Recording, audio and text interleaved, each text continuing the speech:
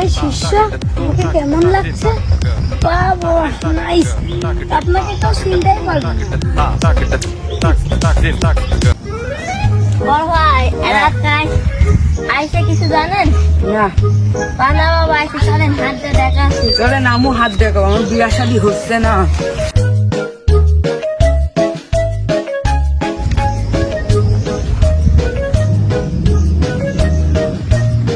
বড় ভাই লোক আসতেছে, রেডি হন। তুই রেডি হ, তুই রেডি হ।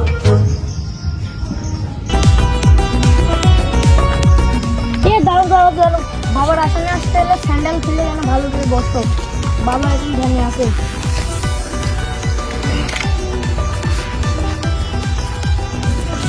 বাবা বল তোর কি হয়েছে? আমার তো অনেক সমস্যা, সব কথা এক কথা, আমার হাত দাঁড়িয়ে। তোর হাতে দেখছি অনেক সমস্যা আছে, তোর এখন আরেকটা দুর্ঘটনা হয়ে যেতে পারে, কারণ তুই এই হাত দিয়ে কি সব করেছিস জানিস? আল্লাহ, আমার কপালে বিয়ে নাই রে ছোট, এখন কি করবো? টেনশন কর না বড় ভাই, এই সাথে সব মুরগি একটা খাইছে রে, আজ একটা বাগান দিতেই হবে। তো উপায় দিয়ে দে। এলে তুই এটা প্রতিদিন রাতে বালিশের তলে থুয়া মুতিস। যা।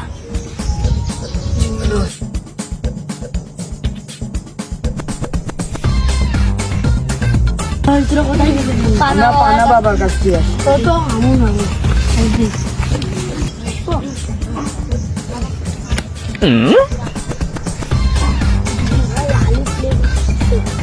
একটা ব্যবস্থা করতেই হবে।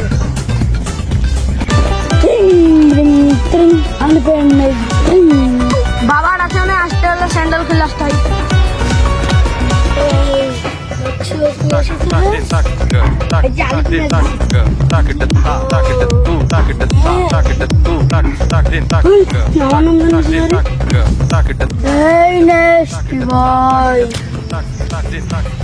বাবা আমার মেলা সমস্যা বলতেছে, মামা একদম দিচ্ছে, আমি কোনো জায়গায় শান্তি পাচ্ছি। আমি একদম একটা খেতে গেলেও নষ্ট দিচ্ছে, কি করবো বাবা? আচ্ছা তোর হাতটা দেখি, তোর হাতে দেখছি মেলা ইয়ে আছে।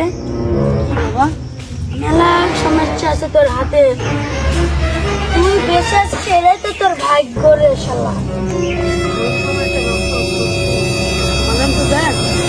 একটাই সমাধান আছে, তুই একটা তাবিজ নিয়ে যা রাখ, ওই যে এখন পানি খাত লাগবে, পানির খালি অল্প একটু কিছু ওই তাবিজের ইয়া দেওয়া আছে। বাবা এখন কোথায় একটু বুঝে পাচ্ছি, তুই এখন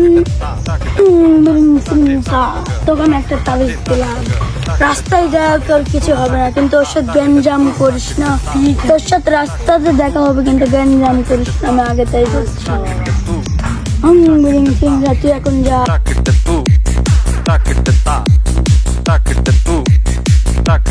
এই ছোট নিশা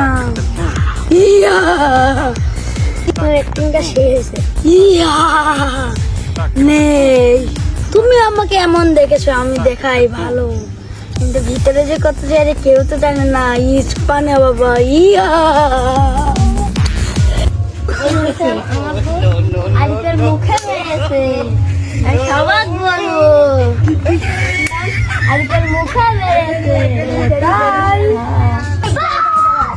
জানিস বলেছে ছাগলগুলো কাছে তোর মুখে বলে মা শেখে দিয়েছে, যত যা দেখেছি তাই তো।